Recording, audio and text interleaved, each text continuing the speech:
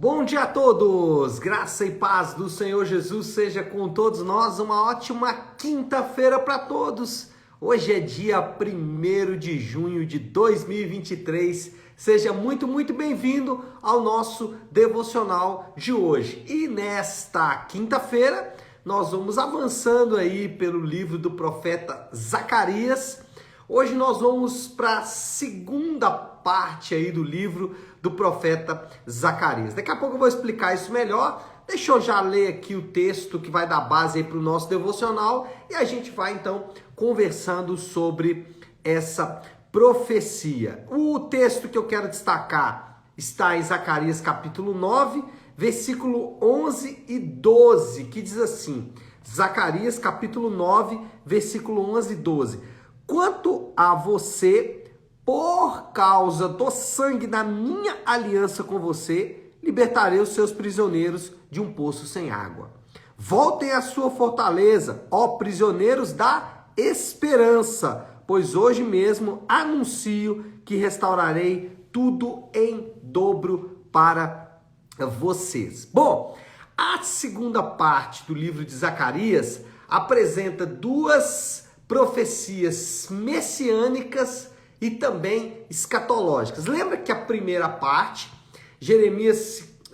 Zacarias se concentrou no templo, na questão lá da paralisação das obras do templo e o incentivo, o desafio a que eles continuassem edificando o templo. E agora, na segunda parte da profecia, Zacarias vai focar na aliança. E aí a gente já vê aqui no capítulo 9, essa primeira menção aí da aliança por causa do sangue. As profecias de Zacarias, elas têm sempre duas perspectivas. Eu poderia até dizer que três perspectivas. Uma perspectiva acontecida na época de Zacarias, uma segunda perspectiva acontecida no tempo da chegada de Jesus e uma terceira perspectiva que é a volta do Senhor Jesus. Então, basicamente, analisar as profecias de Zacarias é tentar lembrar do passado distante, de um passado mais recente e de um futuro que ainda virá. E é basicamente isso que a gente vai tentar fazer aqui nessa manhã. O ponto inicial é lembrar que em Ezequiel, Deus, ele aparece deixando o templo e, consequentemente, a nação. A visão de Ezequiel é que a glória de Deus saía, lembra lá que Salomão, a glória de Deus chega, em Ezequiel a glória de Deus sai, e agora a profecia de Zacarias, não só de Zacarias, mas outros também, mas a profecia de Zacarias, ela retrata Deus retornando para Jerusalém e retornando de uma maneira não muito natural, de uma maneira bem gloriosa. Vamos ver. A primeira coisa aqui é que esse retorno, essa volta de Deus, da glória de Deus, ela acontece por uma causa, ela tem um motivo. Deus voltou por quê? Deus voltou por causa da aliança. Foi o que vimos aí no versículo 11. Ele diz, olha, quanto a você, por causa da minha aliança com você, libertarei os seus prisioneiros. Então, a menção aqui do sangue da aliança faz, obviamente, uma referência também ao Êxodo, né, quando a saída do povo do Egito, mas certamente é, de fato, a lembrança da aliança de Deus com o seu povo. Deus, ele lembra-se da sua aliança e aparece para restaurar seu povo. E nós sabemos que Jesus, ele estabelece uma aliança também eterna com o seu povo por meio do seu sangue. Então nós temos uma profecia cumprida na época de Zacarias, Deus volta por causa da aliança.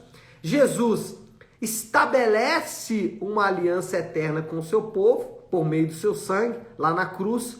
E ele promete voltar. Jesus, ele ascende aos céus em Atos, mas ele promete voltar. Por quê? Por causa da aliança. E a primeira coisa, então, que a gente vai destacar aqui é que os crentes, eles são o povo da aliança. A aliança, primeiro, feita já com Deus desde os primórdios, né? Podemos nos lembrar da aliança feita com Adão, mas essa aliança, essa aliança vai se revelando progressivamente durante o relato bíblico em Abraão, depois com Israel, com Jacó, depois com a própria nação, na saída do Êxodo, com os reis, e assim por diante. Essa aliança vai se desenvolvendo até que ela culmina na aliança com Jesus, e os crentes sempre foram o povo da aliança. Então o crente tem uma identidade.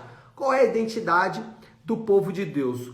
Somos o povo da aliança. Deus tem uma aliança com o seu povo, e isso é glorioso, porque isso demonstra que esse povo é um povo que tem a sua marca, não neles mesmos, mas no Deus que os chamou.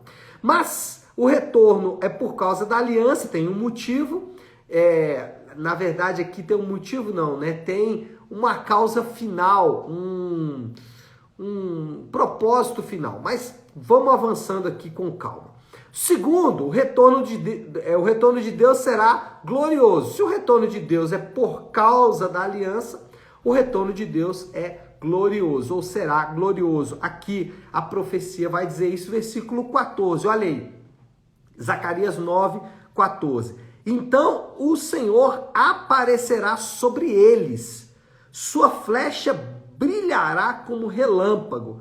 O soberano, o Senhor, tocará a trombeta e marchará em meio às tempestades do sul. Ou seja, uma experiência única, uma experiência gloriosa. Como foi no Êxodo, o aparecimento do Senhor será marcante. Então, essa profecia de Zacarias, ela se cumpre no período de Zacarias, também se cumpre em Jesus. Por quê? Jesus, ainda que humilde, ainda que vivendo na Galileia praticamente a sua vida inteira e tendo seu ministério todo desenvolvido na Galileia, Jesus, em decorrência da Páscoa, na sua época, ele desce para Jerusalém e ele lamenta sobre Jerusalém, né? Jerusalém, quantas vezes eu quis te reunir com uma galinha, reúne os pintinhos, né? E aí depois Jesus entra, inclusive aqui em Zacarias tem a profecia, né, do jumentinho, né, que ele monta sobre um jumentinho. Aqui Zacarias faz essa profecia de que ele viria montado em um jumentinho. E aí Jesus entra então em Jerusalém gloriosamente, ainda que humilde, como eu disse, na entrada dele ele entra gloriosamente. Lembra que na entrada dele várias pessoas com ramos nas mãos, dizendo: bendito é o Senhor, bendito é o que vem em nome do Senhor. Hosana, bendito é o que vem em nome do Senhor. Mas a primeira vinda do Senhor foi gloriosa, mas a segunda vinda dele será ainda mais gloriosa. Apocalipse relata que o aparecimento final do Senhor, a parousia final do Senhor, será de fato gloriosa, gloriosa, gloriosa. Trombetas, anjos, exército de santos, uma série de acontecimentos marcará a segunda vinda do Senhor. Isso para mostrar o quê? Para mostrar a esperança dos crentes. A esperança dos crentes, eu sei que muitos, né, preferem esperanças mais fajutas, como esperança em dinheiro, em palavras soltas ao vento, em promessas mal entregues ou mal interpretadas. Lamentavelmente, muitos estão se apegando a essas coisas, discurso fácil, mas a esperança real dos crentes, ela é gloriosa e não é fajuta. A nossa esperança está na promessa do Senhor, da sua volta gloriosa, do estabelecimento do seu reino eterno, um reino de paz, de justiça, de alegria, aonde o Senhor habitará com os seus por todo sempre. Essa é a nossa esperança. A nossa esperança está exatamente nessas coisas. Então, o povo, os crentes são o povo da aliança, isso tem a ver com a sua identidade, e o povo da aliança tem uma esperança gloriosa, não uma esperança fajuta, não uma esperança que pode ser corroída, mas uma esperança real.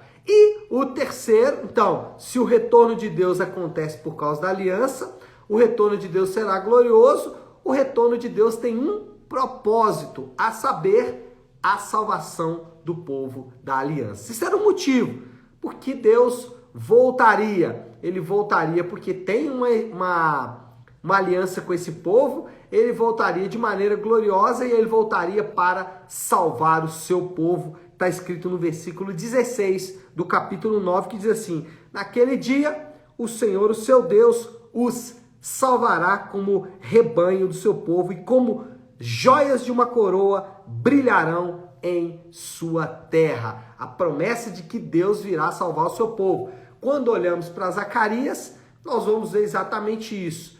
Foi o Senhor quem salvou o seu povo. E talvez a prova mais contundente de que Deus salvou o seu povo é que das nações presentes ali naquele momento, nenhuma mais existe, nem os impérios. Todos os impérios já foram completamente desfeitos. A nação de Israel, porém, permanece, mostrando exatamente que Deus, ele cumpre a sua palavra de salvar o seu povo. Mas, depois, nós temos já à frente na história, Jesus aparecendo ao povo da aliança. E qual era o propósito de Jesus ao aparecer para o povo da aliança? O que ele queria fazer? Salvar esse povo. Interessante que Jesus usa uma expressão que não é por acaso, né? Ele diz que o povo era como ovelhas sem pastor. Claro que é uma referência a várias profecias em que Deus é retratado como o pastor. Aqui nesse caso é a mesma coisa. Deus é retratado como o pastor que cuidará, que salvará Israel como um rebanho. Mas essa salvação, ela somente será completa na volta do Senhor. Hoje, nós crentes vivemos uma tensão entre o já, mas ainda não. Não podemos achar que todas as profecias estão cumpridas, porque senão vamos nos frustrar ou vamos criar uma expectativa que não é real. Vamos achar que tudo que temos para viver, vamos viver nesta existência. E isso é deveras um erro. Não devemos fazer isso. Os que não têm esperança fazem isso, mas os crentes não. Os crentes guardam a sua esperança, porque eles sabem que aquilo que Deus ainda vai fazer, ele vai fazer em decorrência da sua segunda volta. Então, messiânica, escatológica, todas as profecias que nós temos aqui em Zacarias. Moral da história, já para a gente caminhando aí para o fim, a chegada e a volta do Senhor Jesus são eventos únicos e precisos para dar esperança para o povo da aliança. Essa é a moral da história. A moral da história é que a vinda do Senhor Jesus, a primeira, e a segunda vinda do Senhor Jesus, elas são eventos únicos. Eventos que não têm como comparar com outros eventos na história da humanidade. E esses eventos são precisamente para encher os crentes de esperança. Aconteceu no passado, vai acontecer no futuro. Essa é a nossa esperança. E aí, isso é muito poderoso porque o desafio aí, né, a aplicação final que a gente pode fazer disso é que nós estamos iniciando mais um mês do ano e sempre nestas viradas de calendários, né, virada do mês, virada do ano, virada do aniversário, é sempre a oportunidade de renovarmos as nossas esperanças. Mas talvez você é tentado em renovar a sua esperança em coisas fajutas, em frases feitas, em pensamentos que são pensamentos humanos, que parecem até que são pensamentos divinos, mas não, são pensamentos humanos, promessas que são apenas promessas criadas na nossa cabeça, não retiradas das Escrituras. Então, isso acontece lamentavelmente. E nós temos aqui uma belíssima oportunidade de renovar as nossas esperanças reais com a palavra de Deus. Então, a nossa esperança, e esse é o desafio, né, do Léo, a nossa esperança não é vazia, temos uma identidade, uma esperança e um final definido. Então, isso que é a aplicação final. Coloque a sua esperança, coloque a sua confiança não em carros ou cavalos, para usar uma expressão que é muito bíblica, uma linguagem que é bíblica, né? Não coloque a sua esperança em coisas fajutas, coloque a sua esperança no Senhor e nas suas gloriosas promessas. Aqui tem várias promessas que aconteceram no passado distante, aconteceram no passado recente e a promessa de que acontecerá em um futuro que acreditamos que não seja um futuro distante, né? Cremos e ansiamos para que seja um futuro muito, muito próximo. Essa é a nossa esperança. Tá certo, meu povo? Bom, vamos orar, vamos colocar tudo isso aí diante de Deus. Se você puder, para um instante o que está fazendo e vamos juntos buscar a Deus em oração. Querido Deus, Pai de amor e graça, Senhor, nós queremos reconhecer nesta manhã que por vezes nós nos apegamos a esperanças vagas, vazias e fajutas. Mas ao ouvirmos a Tua palavra, Senhor Deus, renovamos as nossas reais esperanças. A nossa esperança está no cumprimento das Suas promessas no passado e no cumprimento das Suas promessas futuras. Obrigado, Senhor, porque o Senhor nos deixou uma esperança real, um final definido. E isso é o que nós devemos nos agarrar. Somos o povo da aliança e o povo da aliança espera o retorno daquele que cumprirá todas as promessas.